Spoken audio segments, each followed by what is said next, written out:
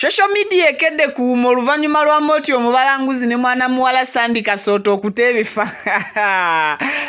Kansooke nkubuuzeeko gyonna gy'otuusizzaako engalo olunaku olwaleero oli ku Viki Exclusive Buterevu YouTube channel kyasinze okubeera nga ekutuusaako amawulire agaba gakagwa mu buli kanyomero k'eggwanga Uganda okosako Wonderboy UG. Please ankusaba video eno gimpeleka like ate oba oli awo nkubuulire ekituufu ekifa ku bifaananyi bino.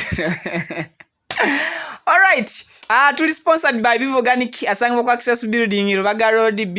waliwo Hajati Karodo musomi wa dua ka box ka black then seka mzata naye asoma dua mu ka box ka blue. Moti omubalanguzi olunaku olwaleero akedde saa zibadde nga biri eziyise emabega n'ate ebifaananyi bino ku social media akikiwale Moti si atadde ebifaananyi bino waliwo omukutu ogumu ogutadde ebifaananyi bino kati ne bitandika nga bumanyi ba social media anglos bagamba nti leera Moti kuluna asazeewo Sandy Kasooto amukube ekidala jjukira nti Moti oyo gwolaba alina omukyala era musajja wa buvunaanyizibwe wakeeyo kati Sandy Kasooto olw'okuba nti y'omu kwabo be babeera bakola emirimu mu bizinensi bwe batambula na buli kimu ekya Moti oyinza okugamba nti Sandy Kasooto yabeera ku lusegero olwo oba yakimanyi olunaku olwaleero ebifaananyi bino bwe biteereddwa nga abamu batandise okugamba ddala kituufu emikolo manyi kati emikolo gyafuuse gya scientific n'ekirala nti kati gyakumala kukolebwa ng'abantu tebannamanya ne mulyoka muta ebifaananyi nga omukolo gukoze gutya guwedde but according to my experience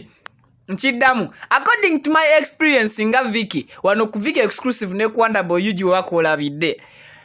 ekituufu ku bifaananyi bino kiri nti mukwate bulungi okusinziira bwe mmanya Moti kozi nali musisinkanyeko ne mungamba mbawe ebifaananyi byange naye mbirina naye okusinziira bwe ndaba Moti ane Kasooto Moti ali mukwano gwange naye bino Sandy byogedde anyway Moti okusinziira eneeyisa eri Sandy Kasooto n'ebifaananyi bino ebifulumye ate nnyinza okugamba nti musuubire video y'oluyimba enzigumivu ate video y'oluyimba nga si lwa Moti si lwa Sandy Kasooto mukkirize oba mugande eno guno si mukolo eyo yabadde video shoot era ndooza kati mufunye answer ku bibuuzo bye mubadde mulina si kyo gwe bw'oba okyalina okubuusabuusa mu bigambo byange nti eno si video shoot kankujjukizeeko katini nnyo Lydia Jasmine ne Fifa Maker abasinga bwe mwakitwala ne bwe mwakiraba era nziremu nkujjukizeeko ku bifaananyi byani awo ebyaddamu ne bisaturatinga waliwo awo Rain